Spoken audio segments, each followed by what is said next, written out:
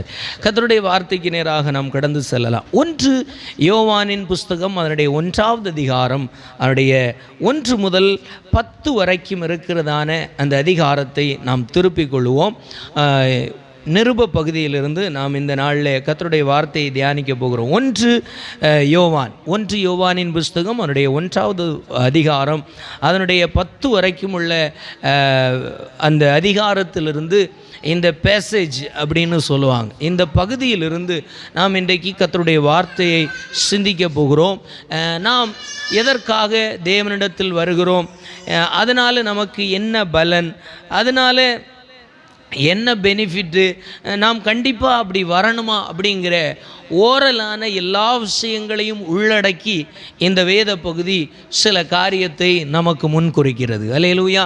குறிப்பாக தேவனோடு கூட உடன்படிக்கை பண்ணின, ஞானஸ்நானம் எடுத்த, திருவிருந்து என்று சொல்லுகிற அங்கத்தில் இருக்கிற ஒவ்வொருவரும் இந்த வேத பகுதியை தெளிவாய் நாம் அறிந்து கொண்டு வைத்திருப்பது நல்லது. அல்லேலூயா.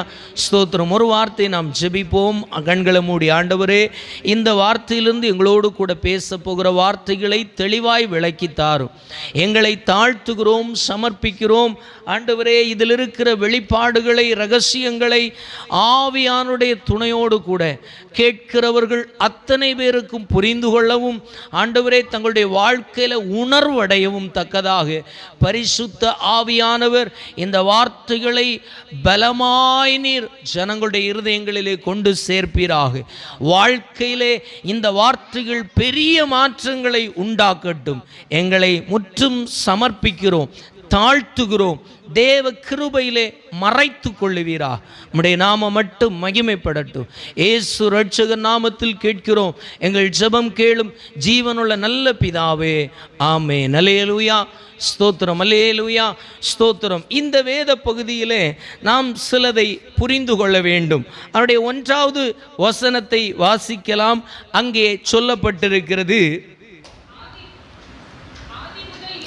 ஆதி முதல் இருந்ததும் நாங்கள் கேட்டதும் எங்கள் கண்களினாலே கண்டதும் நாங்கள் நோக்கி பார்த்ததும் எங்கள் கைகளினாலே தொட்டதுமாய் இருக்கிற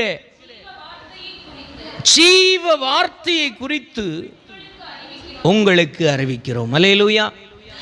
இந்த யோவான் சுவிசேஷத்தின் நிமித்தம் நாடு கடத்தப்பட்டு தேவனுடைய மகிமையான வெளிப்பாடுகளை கண்டு இந்த பூமியில் நடக்கப் போகிற, சம்பவிக்க போகிற காரியங்கள் அத்தனையும் வெளிப்படுத்தின விசேஷத்தில் எழுதியிருக்கிறார். அல்லேலூயா.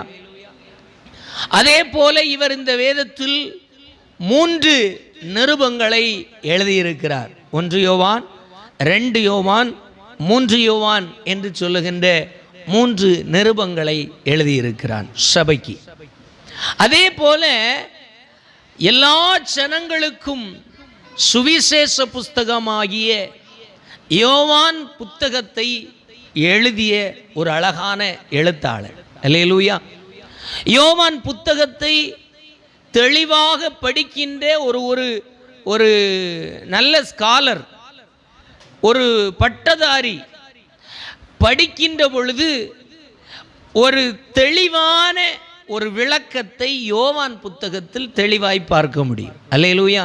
அவர் குறிப்பிட்டு சொல்லுகிறது என்ன அப்படின்னா, இயேசு கிறிஸ்துவை ஜீவன், நித்திய ஜீவன் என்றும், அவர் ஆதியிலே இருந்தவர் என்றும் தெளிவாக, அவரே தேவனுடைய குமாரன் என்றும் தெளிவாக சொல்லுகிறார். அல்லேலூயா. அதே போல தான் இந்த வசனத்திலையும் அவர் சொல்லுகிறார். எப்படி சொல்றார் அப்படின்னா, ஆதியிலே இருந்ததும் நாங்கள் கேட்டதும். அப்படின்னா வசனத்து நியாயப்பிரமாணத்தில் சொல்லப்பட்டிருக்கிறது. ஆதியிலே இருக்கிற ஒரு தெய்வத்தை குறித்து நியாயப்பிரமாணம் சொல்லுகின்றது. அவர் எப்படிப்பட்டவர் என்று சொல்லி, அவர் எப்படிப்பட்டவர் என்று சொல்லி கேள்விப்பட்ட அத்தனை கேள்விகளையும் கடைசியாக இவர்களுக்கு ஒரு பாக்கியம் கிடைக்கிறது, கண்ணார பார்க்கக்கூடிய கிருபை. அல்லேலூயா. நியாயப்பிரமாணத்தில் சொல்லப்பட்டிருந்தவைகளை அறிந்திருந்தார்கள். அவைகளை நியாயப்பிரமாணத்தை எப்பொழுதெல்லாம் வாசிக்கிறார்களோ அப்பொழுதெல்லாம் இப்படி ஒன்று சொல்லப்பட்டிருக்கிறது என்றதை கேட்டார்கள். இப்பொழுதோ இவர்கள் வாழ்கின்ற காலகட்டத்தில் கேள்விப்பட்டவைகளையும் அதாவது கேள்விப்பட்டவைகள் மற்றும் நியாயப்பிரமாணத்தில் கண்ட எல்லாவற்றையும் நேரடியாய் பார்க்கக்கூடிய ஒரு வாய்ப்பு அவர்களுக்கு கொடுக்கப்பட்டது. அல்லேலூயா.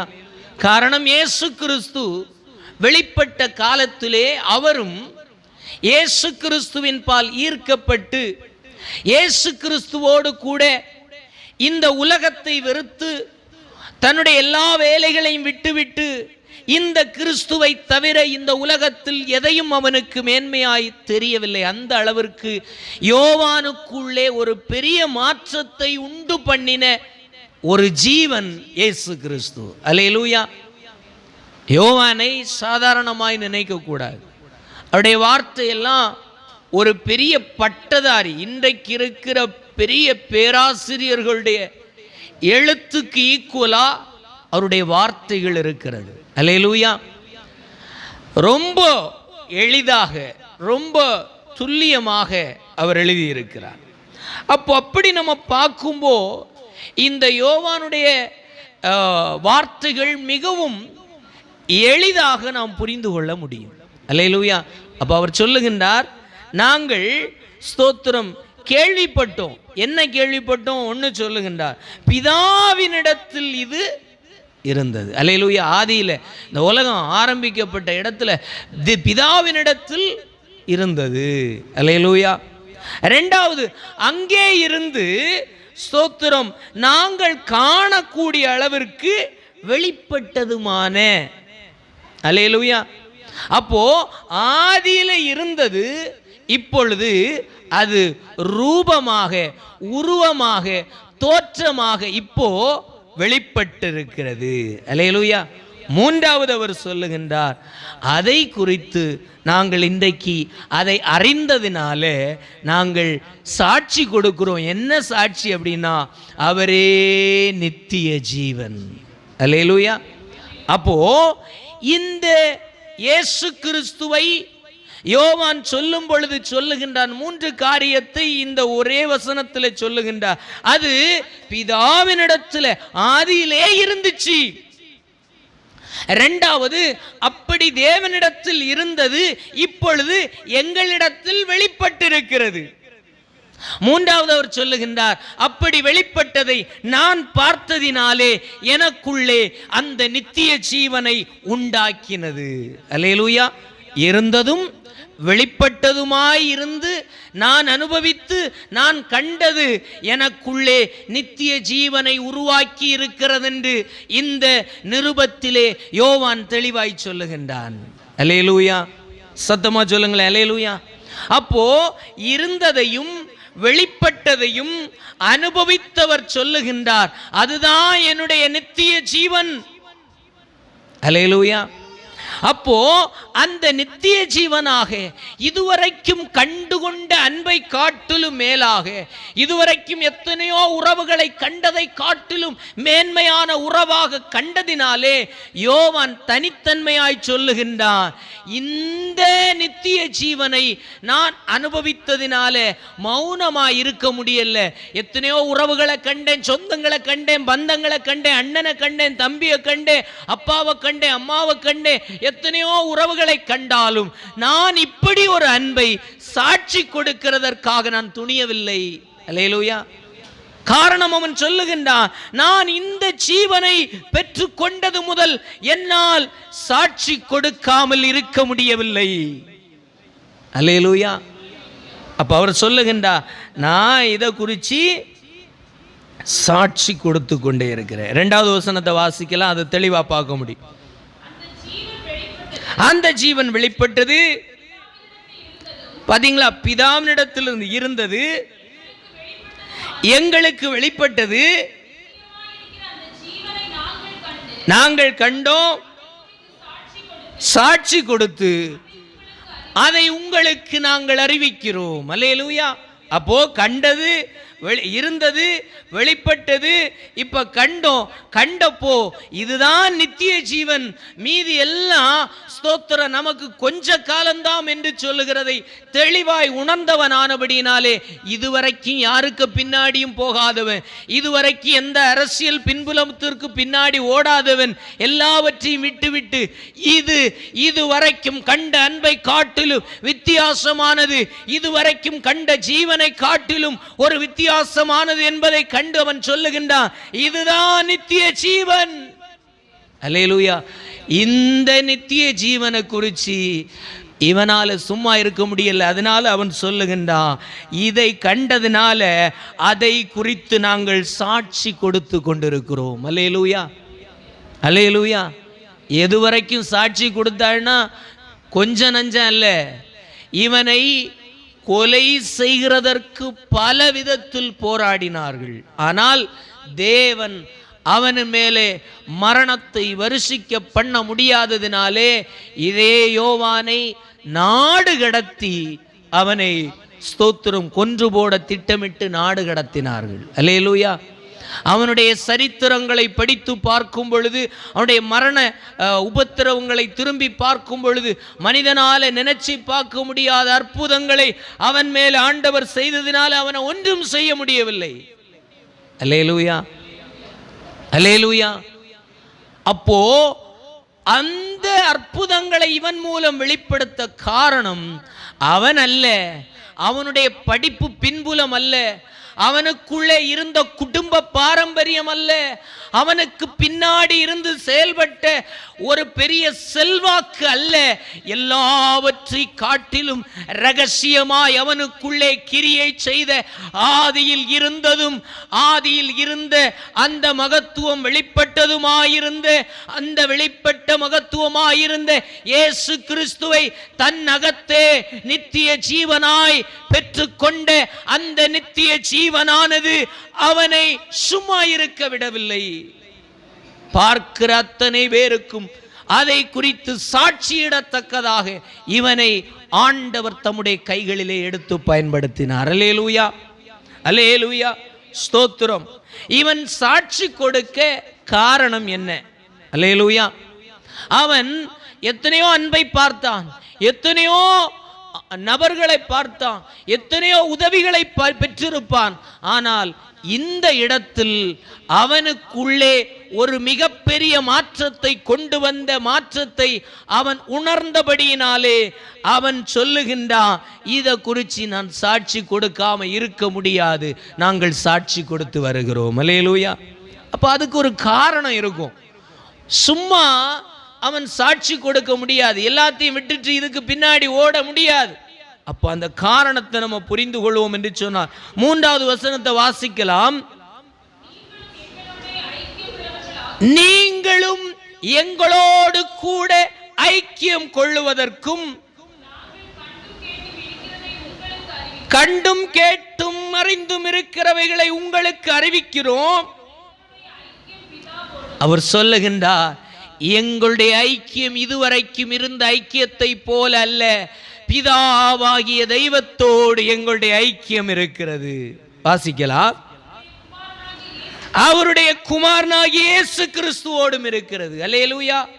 அப்போ யோவான் இந்த நிருபத்திலே சொல்லுகின்றான், என்னுடைய ஐக்கியம், ஏன் அவரை குறித்து சாட்சி கொடுத்து கொண்டிருக்கிறேன் என்று சொன்னார், என்னுடைய ஐக்கியம் பிதாவோடும் அவருடைய குமாரனாம் இயேசு கிறிஸ்துவோடும் இருக்கிறது. அல்லேலூயா, அல்லேலூயா சொல்லுங்களேன். கைகளை தட்டி ஆண்டவருக்கு நன்றி சொல்லுங்களேன். அல்லேலூயா. அப்போ இதுவரைக்கும் பார்த்த உலகத்தில் எத்தனையோ மனிதர்களை காட்டிலும் வித்தியாசம் உண்டாக்குகின்ற தனித்தன்மை கொண்ட ஒரு ஐக்கியத்தை இந்த யோவான் இயேசு கிறிஸ்துவுக்குள்ளும் பிதாவாகிய தேவனுக்குள்ளும் கண்டுகொண்டான். அல்லேலூயா. அப்ப அவனுடைய ஐக்கியம் இதுவரைக்கும் இருந்த ஐக்கியத்தை காட்டிலும் மாறுபட்ட ஒரு இடத்தில் அவன் ஐக்கியம் கொள்ளுகிறான். அவன் சொல்லும்போது சொல்லுகிறான், எங்களுடைய ஐக்கியம் பிதாவோடும் அவருடைய குமாரன் இயேசு கிறிஸ்துவோடு கூட இருக்கிறது. அல்லேலூயா. அவரோடு கூட தேவனோடும் தேவனுடைய குமாரனோடு கூட ஐக்கியம் கொண்டிருந்தபடியினாலே, உறவு கொண்டிருந்தபடியினாலே, இணைப்பு ஏற்பட்டிருந்தபடியினாலே அவரை குறித்து, அவருடைய மகத்துவங்களை குறித்து, அவருடைய மகிமையை குறித்து அவர்களால் சாட்சி சொல்லாம இருக்கவே முடியல. அல்லேலூயா. அதனால தான் அவன் சொல்லுகின்றான், நாங்கள் பிதாவினிடத்தில் இருந்ததும் வெளிப்பட்டதும் நாங்கள் ஸ்தோத்திரம் சாட்சி கொடுக்கிறதுமாகிய நித்திய ஜீவன் இயேசுதான் அவருடைய தந்தையாகிய பிதாத்தான் என்று சொல்லுகிறதை தெளிவாய் அறிந்துணர்ந்து அவன் சொல்லுகின்றான், என் ஐக்கியம் பிதாவோடும் அவருடைய குமாரன் இயேசு கிறிஸ்துவோடும் மட்டுமே. அல்லேலூயா சொல்லுங்களேன். அல்லேலூயா. இன்றைக்கு ஆண்டவருடைய பிள்ளைகளாய் அழைக்கப்பட்டிருக்கிறோமே, உங்களுடைய ஐக்கியம் எங்கே இருக்கிறது? உங்களுடைய உடன்படிக்கை எங்கே இருக்கிறது? ஆண்டவருடைய சமூகத்திலே ஒவ்வொரு மாதமும் திருவிருந்து பகுதியிலே நாம் பங்கெடுக்கிறோமே, ஆனால் நம்முடைய ஐக்கியம், நம்முடைய உறவு, நம்முடைய ஸ்தோத்திர ஃபெல்லோஷிப் எங்கே இருக்கிறது என்பதை நீங்கள் மறு ஆய்வு செய்து பார்த்திருக்கிறீர்களா? அல்லேலூயா. யோவான் சொல்லும் பொழுது, யோவான் இந்த இடத்திலே சொல்லுகிறார், எங்கள் ஐக்கியம் பிதாவோடும் அவருடைய குமாரன் இயேசு கிறிஸ்துவோடும் இருக்கிறது. அல்லேலூயா. ஒரு மனிதன் பிதாவோடும் அவருடைய குமாரன் இயேசு கிறிஸ்துவோடு கூட ஐக்கியப்பட்டிருந்தால் அவனுக்கு என்ன பலன் என்பதை தொடர்ந்து அவர் சொல்லுகின்றார். அல்லேலூயா. 4வது வசனத்தை வாசிக்கலாம். இப்போ ஆண்டவரோடும் இயேசு கிறிஸ்துவோடும் பிதாவோடும் ஐக்கியப்பட்டிருக்கிறவனுக்கு சம்பவிக்கிற சம்பவங்களை நாம் பார்க்க முடியும். 4வது வசனம், உங்கள் சந்தோஷம் நிறைவாயிருக்கும்படி. ஆமென். அல்லேலூயா. பிதாவோடும் இயேசு கிறிஸ்துவோடும் எதற்கு எனக்கு ஐக்கிய வேண்டும், எதற்கு உங்களுக்கு ஐக்கிய வேண்டும் என்று சொன்னால், முதல் வசனம் சொல்லுகிறது, உங்கள் சந்தோஷம் நிறைவாயிருக்கும்படிக்கு இந்த பூமியிலே இயேசு கிறிஸ்துவோடும் பிதாவாகிய தெய்வத்தோடும் ஒரு ஐக்கியம் வேண்டும். அல்லேலூயா. பிதாவோடும் அவருடைய குமாரன் இயேசு கிறிஸ்துவோடும் நீங்கள் ஐக்கியம் கொள்ளாமல் ஏதோ நான் கிறிஸ்தவனாய் வாழ்கிறேன் என்று சொன்னால் அது பூரணமான சந்தோஷம் வராது. அல்லேலூயா. சொல்றது எத்தனை பேருக்கு புரிகிறது? சபைகள் அநேகம் இருக்கிறது, ஆலயங்கள் அநேகம் இருக்கிறது, ஐக்கியங்கள் அநேகம் இருக்கிறது. அவைகள் எல்லாம் நாம் போய் ஐக்கியப்பட்டு நம்மை இந்த உலகத்திற்கு வெளிப்படுத்துகிறோம், நான் கிறிஸ்துவுடையவன் என்று சொல்லி, நானும் கிறிஸ்தவன் என்று சொல்லி. ஆனால் யோவான் சொல்லுகின்றார், உங்களுடைய வாழ்க்கையில பிதாவோடும் அவருடைய குமாரன் இயேசு கிறிஸ்துவோடு கூட ஐக்கியம் இருக்குமானால் உங்கள் சந்தோஷம் நிறைவாயிருக்கத்தக்க விதத்திலே எப்பவோ உங்க வாழ்க்கையிலே சந்தோஷம் சமாதானம் நிறைவாயிருக்குமே. ஆனா அது நம்முடைய வாழ்க்கையில் குறைபட்டே இருக்கிறது. அல்லேலூயா. ஊழியத்தை செய்கின்ற அநேகருக்கு கூட சமாதானத்தில் நிறைவில்லை, சந்தோஷத்தில் நிறைவில்லை. இப்படிப்பட்ட நிலையில் தான் இந்த உலகம் பயணித்துக் கொண்டிருக்கிறது. இன்றைக்கு இந்த பகல் வேளையிலே, இந்த நேரத்திலே என் வார்த்தைகளை கவனிக்கின்ற தேவனுடைய பிள்ளைகளே, தேவனுடைய ஊழியர்களே, தேவனுக்கென்று நீங்கள் வைராக்கியம் பாராட்டுகிறவர்களாய் இருப்பீர்கள் என்று சொன்னால் உங்களை பார்த்து சொல்லுகின்றேன், உங்கள் ஐக்கியம் எதோடு கூட இருக்கிறது? உங்கள் சந்தோஷம் நிறைவாயிருக்கிறதா? உங்கள் சந்தோஷம் அப்பப்ப குலைக்கப்பட்டு போகிறதா? நிறைவாயிருக்கிறது என்று சொன்னால் நீங்கள் அந்த நித்திய ஜீவனாம் இயேசு கிறிஸ்துவுக்குள் ஊன்ற கட்டப்பட்டிருக்கிறீர்கள். இல்லை என்றால் ஒரு கேள்வி எழுகிறது, நீங்கள் நிறைவான சந்தோஷத்தை பெற முடியாதபடிக்கு இருக்கிற பிளவென்ன? அல்லேலூயா. இந்த பகல் வேளையில் நீங்கள் தேவனோடு கூட சீர் பொருந்தி அந்த பிளவுக்கு இடையில் ஒரு இணைப்பை மறுபடியும் உண்டாக்கினால் ஒழிய உங்கள் வாழ்க்கையில உங்களுடைய தனிப்பட்ட இடத்துல சமாதானத்தை பெற்றுக்கொள்ளவே முடியாது. ஆமென்.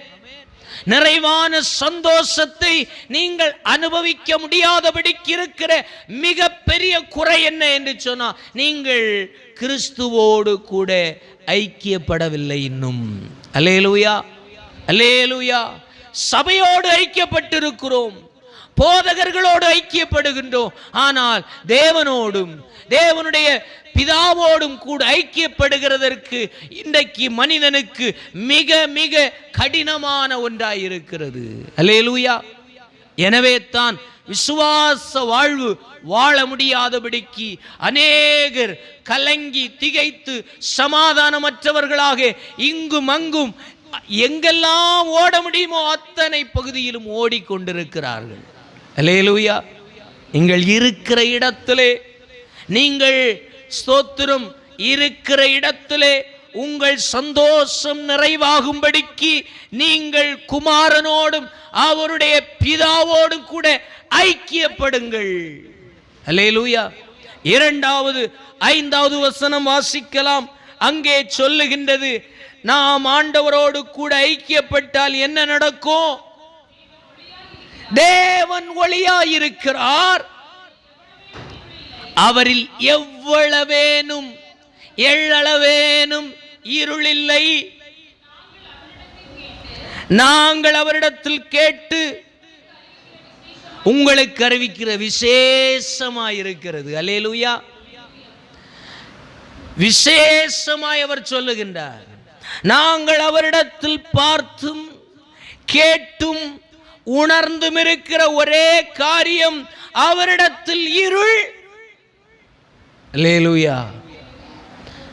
பாவம் வந்த பொழுது அவரை மேற்கொள்ள முடியவில்லை, பிசாசு வந்த பொழுது அவரை மேற்கொள்ள முடியவில்லை, உலகம் அவரிடத்தில் பலவிதத்தில் வந்த பொழுது அவரை மேற்கொள்ள முடியவில்லை. காரணம், யோவான் சொல்லுகின்றார், எங்களுடைய ஐக்கியம் கிறிஸ்துவோடும் அவருடைய பிதாவாகிய தெய்வத்தோடும் இருந்தது. அல்லேலூயா. அப்ப அவரோடு கூட ஐக்கியமாகிற பிள்ளைகளுக்கு, அந்த நித்திய ஜீவன் உண்டாயிருக்கிற பிள்ளைகளுக்கு இரண்டாவது பலன் என்ன என்று சொன்னால், முதலாவது நிறைவான சந்தோஷம், இரண்டாவது ஆண்டவர் சொல்லுகின்றார், ஒரு இருளில்லாத வாழ்க்கையை ஆண்டவர் கொடுக்கின்றார், அசுத்தமில்லாத ஒரு வாழ்க்கையை கொடுக்கிறார், பரிசுத்தமான ஒரு வாழ்க்கையை ஆண்டவர் கொடுக்க முடியும். அல்லேலூயா. இன்றைக்கு உலகத்தில் பொதுவாக கேட்பாங்க, இவங்க எல்லாம் கிறிஸ்தவங்களா இருந்து என்னத்துக்கு, இவர்கள் கிறிஸ்துவை ஆராதித்தும் இப்படி எல்லாம் இருக்கிறார்களே என்று சொல்லி பல வார்த்தைகளை சொல்லுவார்கள். காரணம் என்ன? அவர்கள் பார்க்கிறார்கள், ஸ்தோத்திரம், பார்க்கும் பொழுது அவர்களுடைய வாழ்வு மாறுபட்ட வாழ்வாய் இருக்கிறது.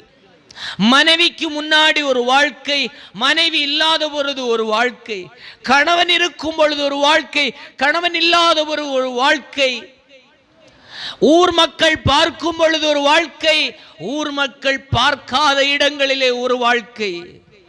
இப்படி வாழ்க்கைகள் பல நேரத்தில் தாறுமாறாக இரண்டு விதமான வாழ்க்கையை இந்த உலகம், ஸ்தோத்திரம், மனிதனுக்குள்ளே கட்டவிழ்த்து விடுகிறது. அல்லேலூயா. இதை முற்றுப்புள்ளி வைப்பதற்காகத்தான் இந்த யோவான் தெளிவுபடுத்தி சொல்லுகின்றான், எங்கள் வாழ்க்கையில் பூரணத்தை கொண்டு வந்த ஒரு விசேஷம் என்றால் இயேசு கிறிஸ்துவுள் உள்ள ஐக்கியமும் அவருடைய பிதாவோடு கூட நாங்கள் இணைந்த இணைப்புமே அல்லாமல் வேறொன்று அல்ல. அதனால்தான் அவர் சொல்லுகின்றார் அந்த வசனத்தில், நாங்கள் கேட்டு உங்களுக்கு அறிவிக்கிற விசேஷமாயிருக்கிறது. செய்தியா அல்ல, அது எப்படி? ஸ்பெஷல், விசேஷம், விசேஷமான ஒன்றாய் அது இருக்கிறது. அது எதுல விசேஷம்?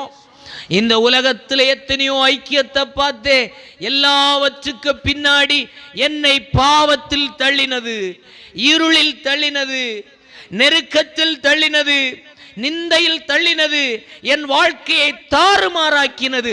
ஆனால் முதலிலே ஒரு நித்திய ஜீவனுக்கு ஏதுவான ஐக்கியத்தை நான் பார்த்தேன். அது இயேசு கிறிஸ்துவுக்குள் பார்த்தேன், அவருக்குள் பிதாவின் அன்பை பார்த்தேன். அந்த ஐக்கியமோ என்னை பரிசுத்தமுள்ள வாழ்க்கைக்கு நேராய் நடத்தப்பட்டது. அல்லேலூயா. அதனால தான் யோவான் சொல்லுகின்றது, இது விசேஷமானது. அல்லேலூயா. அவரிடத்தில் என்ன இல்லை? இருள் இல்லை, தாறுமாறில்லை, ரெண்டு விதமாய் நடக்கிற வாழ்க்கை முறை இல்லை. தேவனுக்கும் மனிதர்களுக்கு முன்பு நேர்மையான ஒரு வாழ்க்கை வாழ இந்த யோவானை அது கட்டுப்படுத்தினதினாலே அவனுக்குள்ளே ஏற்பட்ட மாற்றத்தை குறித்து தெளிவாய் சொல்லுகின்றான். இந்த இயேசுவின் அன்பையும் இந்த இயேசுவின் அன்பினா பிதாவின் அன்பையும் ருசித்த பொழுது எனக்குள்ளே இருள் இல்லை. அல்லேலூயா. என்னை கேட்கின்ற தேவனுடைய பிள்ளையே, இந்த பகல் வேளையில இந்த வேளையில உங்களை பார்த்து சொல்லுகின்றேன், உங்கள் வாழ்க்கையில் இருக்கிற தாறுமாறுகளும் உங்கள் வாழ்க்கையில் இருக்கிற இருளையும் போக்க வேண்டுமானால் நீங்கள் ஐக்கியப்பட வேண்டிய இடம் ஒரு சபையோடு அல்ல, ஒரு போதகரோடு அல்ல.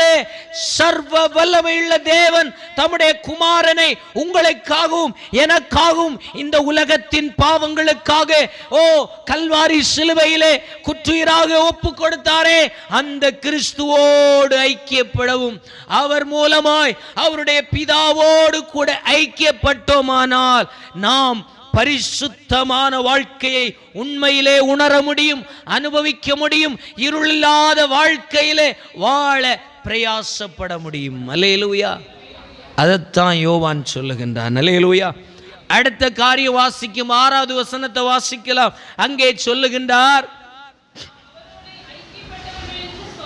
அவரோடு ஐக்கியப்பட்டவர்கள் என்று சொல்லியும்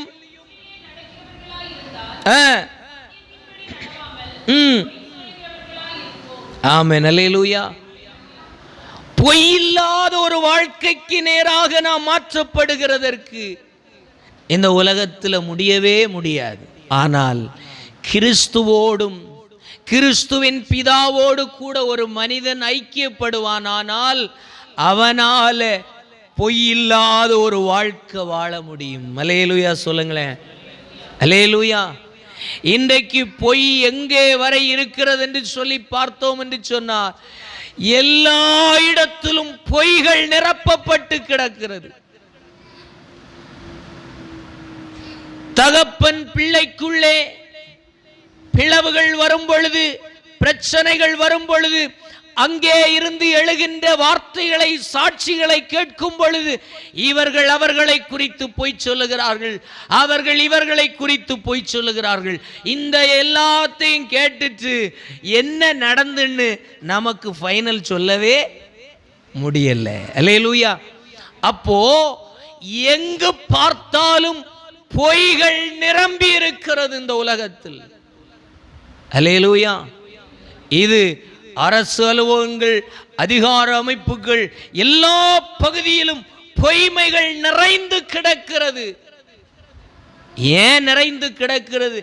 ஏன் மாற்றம் கொண்டு வர முடியவில்லை என்று சொன்னா, இது மனிதன் நினைச்ச உடனே நாம் பொய்யே பேசக்கூடாதுன்னு நினைச்ச உடனே பேச முடியாம இருக்க முடியாது. அல்லேலூயா. இந்த உலகத்தை ஆளுகை செய்கின்ற ஒரு பிசாசு மனிதனை வஞ்சகத்துக்குள்ளே வைத்து தன்னுடைய சுயமரியாதையை, தன்னுடைய சுய பலத்தை எங்கேயும் விட்டு கொடுப்பதற்கு மனிதனுக்கு பிரியமில்லை. அல்லேலூயா. அவனுடைய ஈகோ, அவனுடைய பெருமையை எங்கேயும் விட்டு கொடுப்பதற்கு மனிதனுக்கு எந்த எண்ணமும் வரல. அது வருகிறது வரைக்கும் என்ன செய்ய முடியாது? பொய்யை மாற்றவே. அல்லேலூயா. பொய்யை மாற்ற, மெய்யை தரிக்க நாம் இயேசு கிறிஸ்துவோடு கூட ஐக்கியமாகாமல் இந்த உலக மனிதனுடைய முயற்சியினால மாறவே முடியாது. அல்லேலூயா. அல்லேலூயா. நீங்கள் இதை அனுதினமும் பார்க்க முடியும். இன்றைக்கு செய்தி சேனல்களை கூட பார்க்கும்போது பாதி செய்திகள், கிட்டத்தட்ட 80% செய்திகள் பொய்யாய் கதை கட்டுகிறார். 5 செய்தி சேனலில் ஒரே செய்தியை நீங்கள் பார்த்தீங்கன்னா 5 விதமாக இருக்கும். ஹல்லேலூயா. இவன் அவனை சொல்லுவான், அவன் இவனை சொல்லுவான், இவன் எவனை சொல்லுவான். நமக்கு 5 செய்தியை கேட்டு ஒரு முடிவுக்கு வரலான்னு 5 செய்தியை பார்த்தோன்னா அந்த செய்தியில் தலையும் புரியாது, வாலும் புரியாது. இவன் குற்றவாளியா அவன் குற்றவாளியா தெரியாது. ஏன்? பொய்களினால் பிணைக்கப்படுகின்ற உலகமாய் இந்த உலகம் போய் பல காலமாயிற்று. அல்லேலூயா. உலகம் எதனால் ஆளப்பட்டிருக்கிறது? பொய்யும் பொய்க்கு பிதாவுமாகிய பிசாசு ஆண்டு கொண்டிருக்கிறான் இந்த உலகத்தை. அப்படி இருக்கும்போ நம்ம ஆண்டவரே, நான் இந்த சபையில் போறதுனால நான் பொய்யே சொல்லக்கூடாது, பொய்யே பேசாதவனா வாழணும்னு நீங்களும் நானும் நினைச்சா ஒன்றும் மாற முடியாது. அல்லேலூயா, அல்லேலூயா.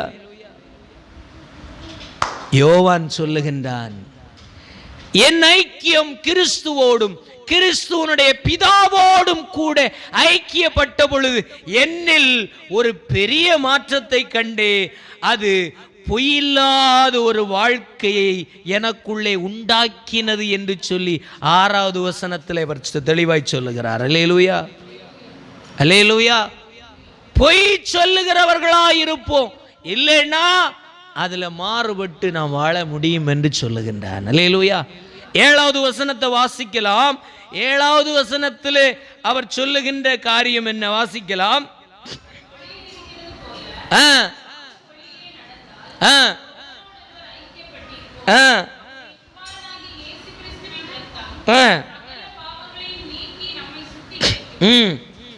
போதும்.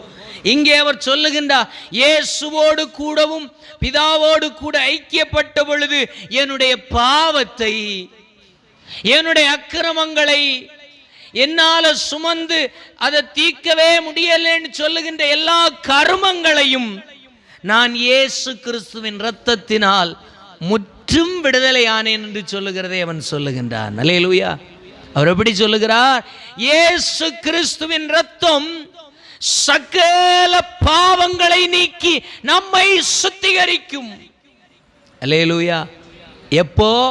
இயேசுவோடும் இயேசுவின் பிதாவோடும் ஐக்கியம் கொள்ளுகிற ஒவ்வொரு மனிதன் மேலும் அவருடைய இரத்தம் ஒரு புதிதாக்குதலை உண்டாக்குறது.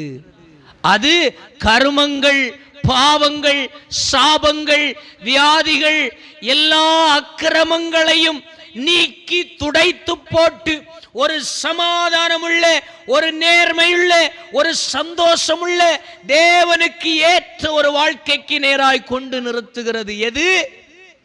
கிறிஸ்துவோடும் கிறிஸ்துவின் பிதாவோடு கூட ஐக்கியப்படுகின்ற ஒரு வாழ்க்கை இந்த அளவிற்கு மாற்றத்தை ஏற்படுத்துகிறது. அல்லேலூயா. உங்களுடைய வாழ்க்கையில இந்த பாவத்தை விட முடியல, இந்த சாபத்திலிருந்து எனக்கு விடுதலை வாங்க முடியல, இந்த நோயிலிருந்து எனக்கு விடுதலை வரல அப்படின்னு சொல்லி என் வார்த்தைகளை கவனிப்பீர்கள் என்று சொன்னால் உங்களை பார்த்து சொல்லுகின்றேன், ஒரு சபை தராத விடுதலை, ஒரு சபை ஐக்கியம், சங்கம் தராத ஒரு மாற்றத்தை இயேசு கிறிஸ்துவின் இரத்தத்தினால தர முடியும். ஆனால் அந்த பாக்கியம் உங்களுக்கு நடக்க நீங்கள் இயேசு கிறிஸ்துவோடும் அவருடைய பிதாவோடும் நீங்கள் ஐக்கியப்பட்டால் இதை ஆண்டவர் சம்பவிக்க பண்ணுவார். அல்லேலூயா, அல்லேலூயா. அப்போ இயேசுவோடும் பிதாவோடும் ஐக்கியப்படுகிற வாழ்க்கையில என்ன வருகிறது? ஒரு பெரிய சுத்திகரிப்பை இயேசு கிறிஸ்துவின் இரத்தம் உண்டாக்குகிறது. அல்லேலூயா. அடுத்த பலன் என்ன? 8வது வசனத்தை வாசிக்கலாம்.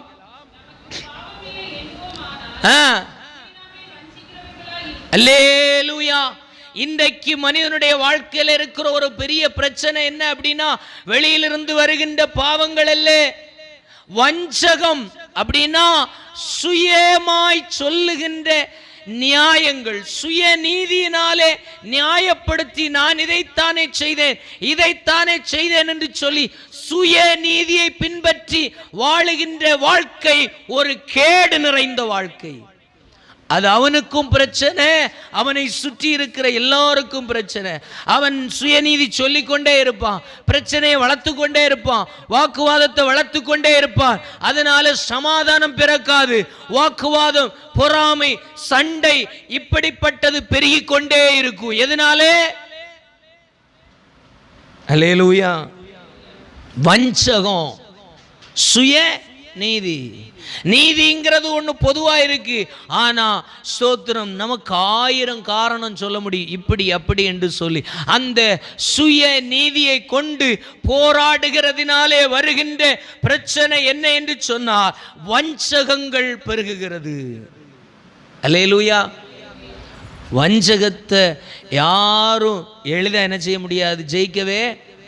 அல்லேலூயா, ஸ்தோத்திரம்.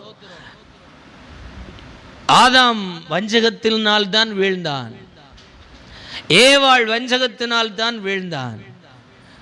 விழப்பட்ட இவர்கள் எல்லாம் வஞ்சகத்தால் தான் வீழ்த்தப்பட்டார்கள். பிசாசு வஞ்சகமாய் வந்து, தந்திரமாய் வந்து, இல்லாதவைகளை இருக்கிறவைகளை போல காணச் செய்து, ரசிக்க செய்து, ருசிக்க செய்து, கற்பனை திறனை வளர்த்து, அவர்கள் பிரமிப்பாய் ஏதோ ஒன்றை யோசித்ததினால் அவர்கள் தவறு செய்தார்கள்.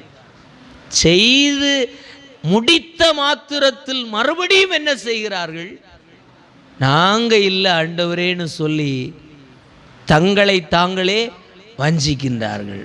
அவர்களுக்கு மட்டுமல்ல, இன்றைக்கும் நாம் பல காரியங்களை மற்றவர்கள் செய்கிறதற்கு விரோதமாய் சொல்லுவோம், இப்படியெல்லாம் செய்கிறாங்க. ஆனால் நாம் செய்கிறதோ அதை காட்டிலும் எண்ண முடியாத அளவிற்கு அநியாயமாயிருக்கும். அல்லேலூயா. அப்போ வஞ்சகங்களிலிருந்து உங்களையும் என்னையும் காக்க வேண்டுமானால் நம்முடைய சுயபலத்தினால் என்ன செய்ய முடியாது, ஜெயிக்க முடியாது. இயேசு கிறிஸ்துவோடும் அவருடைய பிதாவோடு கூட ஐக்கியப்பட்டோமானால் மட்டுமே வஞ்சகம் இன்னதென்பதை தேவன் தம்முடைய ஆவியினாலே நமக்கு வெளிப்படுத்தி நம்முடைய வாழ்க்கையிலே ஜெயிக்க பண்ண முடியும். அல்லேலூயா. அதை அனுபவிச்ச யோவான் சொல்லுகின்றான். அல்லேலூயா, அல்லேலூயா. வஞ்சகங்களில் தப்பி செல்ல அவரோடு கூட உள்ள ஐக்கியம் நமக்கு உதவி செய்கிறது. அல்லேலூயா, அல்லேலூயா. 9வது வசனத்தை வாசிக்கலாம். அங்கே ஆண்டவர் ஒரு காரியத்தை சொல்லுகின்றார்.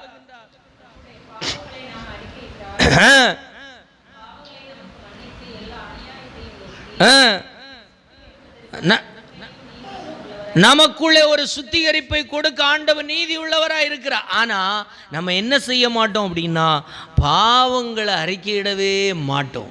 அல்லேலூயா. பாவங்களை அறிக்கையிடுகிறது வரைக்கும் நமக்கு என்ன இருக்கிறது? நான் நல்லா தான் இருக்கிறேன், நான் நல்லவன், நான் உத்தமன், நான் நல்லவன் என்று சொல்லுகின்ற சுய நீதியை பிடித்து கொண்டே இருக்கிறோம். ஆனால் அந்த சுய நீதி நமக்குள்ளே இருக்கிறது வரைக்கும் அந்த பாவம் நமக்கு மன்னிக்கப்படாமல் அது பெருகி கொண்டே இருக்கும். அல்லேலூயா. ஆனால் இங்கே யோவான் சொல்லுகின்றார், இயேசு கிறிஸ்துவோடும் அவருடைய பிதாவோடு எனக்கு ஒரு ஐக்கியம் வந்த பொழுது பாவங்களை அறிக்கையிட்டு, பாவங்களை அவரிடத்தில் அறிக்கையிட்டதினால எல்லாவற்றையும் மன்னித்து, அவைகள் எல்லாவற்றையும் என்னை விட்டு நீக்கி என்னை முழுமையாய் சுத்திகரித்தார் ஆண்டவர். அல்லேலூயா, அல்லேலூயா. சுத்திகரிப்பு எல்லாருக்கும் உண்டு. ஆனா யாரெல்லாம் ஆண்டவரே, ஆம் ஆண்டவரே, நான் இந்த குற்றத்தை செய்தவன், இந்த பாவத்தை செய்தவன், மனிதனிடத்தில் அல்ல, போதகரிடத்தில் அல்ல, ஆலயத்தில் அல்ல, கடவுளோடு கூட நீங்கள் அறிக்கையிடுகிற ஒரு பாவ அறிக்கை எப்பொழுது உங்களிடத்திலிருந்து எழும்புகிறதோ அப்பொழுதுதான் உங்களுடைய பாவம் உங்களை விட்டு நீக்க அவர் தம்முடைய சுத்திகரிப்பை உங்களிடத்தில் கொடுக்க முடியும். அல்லேலூயா. அறிக்கையிடாமல் பரிசுத்தமாகுதல் வருவது கூடாத காரியம். அல்லேலூயா. நம்முடைய நாவிலே நான் இந்த காரியத்தை செய்தே, தவறு, மன்னியும் ஆண்டவரே என்று சொல்லுகின்ற அறிக்கையிடுதலை உண்டாக்குகின்ற ஒரு வல்லமை கிறிஸ்துவோடும் பிதாவோடும் உள்ள ஐக்கியம் நமக்குள்ளே உண்டாக்குகிறது. தெரியுமா? ஏன் கிறிஸ்தவ வாழ்க்கை வாழ வேண்டும் என்று சொன்னால் இதெல்லாவற்றையும் நமக்குள்ளே உண்டாக்குகின்ற ஒரு வல்லமை, கிறிஸ்துவோடு பிதாவோடும் உள்ள ஐக்கியம் நமக்குள்ளே உண்டாக்குகிறது என்று சொன்னால் மனித முயற்சியினால் இதெல்லாம் நமக்கு செய்ய முடியாது. அல்லேலூயா, அல்லேலூயா. நீங்கள் எத்தனை தூரம் எல்லாருக்கும் முன்னிலையில நீங்க உங்களை பிரஸ்தாபப்படுத்திக் கொள்ளலாம், ஆனால் இந்த காரியங்களை ஜெயிக்க முடியுமா அப்படின்னு கேட்டா மாமிச பலத்தில் போராடி ஜெயிக்க முடியாது. அதிலே ஆண்டவருடைய துணை இல்லைன்னா இதுல எதுவுமே நமக்கு நிறைவாய் மாறவே முடியாது. அல்லேலூயா. அப்போ கிறிஸ்துவோடுள்ள ஐக்கியம், பிதாவோடுள்ள ஐக்கியம் நமக்குள்ளே என்ன கொண்டு வருகிறது? என்ன கொண்டு வருகிறது? பாவ உணர்வடைந்து அறிக்கையிட பண்ணுகின்றது. பாவங்களை உடனுக்குடனே நமக்குள்ளே வருகின்ற பாவங்களை, பாவ எண்ணங்களை, பாவ கிரியைகளை, பாவ செயல்களை இனம் கண்டுகொண்டு அவைகளை தேவனிடத்தில் போய் அறிக்கையிட்டு அவரோடு கூட மீண்டும் மீண்டும் ஐக்கியமாகி மீண்டும் மீண்டும் அவரோடு கூட ஸ்தோத்திர ஒப்புரவாக செய்து கொண்டிருக்கிறது. அல்லேலூயா. உலக மனுஷன் இதை செய்கிறானா அப்படின்னா கிடையாது. அதனால தான் தேவன் இல்லாதவர்களை போல இஷ்டம் போல மனசுல தோணுனதெல்லாம் செய்வாங்க. நான் இப்படிதான். அல்லேலூயா. ஆனால் கிறிஸ்துவோடு ஐக்கியமானவனோ பிதாவோடு ஐக்கியமானவனோ நான் இப்படிதான் சொல்லவே முடியாது. காரணம், தேவன் வாதிட்டு கொண்டே இருப்பார், தவறை சுட்டி காட்டி கொண்டே இருப்பார், தவறை உணர்த்தி கொண்டே இருப்பார். அவனால அதில் மன்னிப்பு கேட்கறது வரைக்கும் அவனுக்குள்ள சமாதானம் வரவே. அல்லேலூயா. அப்போ அந்த நடத்துதலை உண்டாக்குகின்ற ஐக்கியம் எங்கிருந்து வருகிறது? தேவனோடு கூட இயேசுவோடு கூட ஐக்கியம் உண்டாகின மனுஷனுக்குள்ளே தான் இது வருகிறது. அதனால தான் சொல்லுகின்றேன், அந்த ஐக்கியம் இருக்கிறவனுக்குள்ளதான் அந்த நித்திய ஜீவன். அந்த நித்திய ஜீவன் தங்கி இருக்கிறவனுக்குள்ள இது செயல்பட்டு கொண்டே இருக்கும். அல்லாதவனிடத்தில் இது செயல்படாது. அல்லேலூயா, அல்லேலூயா. ஸ்தோத்திர. 10வது வசனத்தை வாசிச்சீங்கன்னா அங்கே சொல்லுகிறது, வாசிக்கலாம்.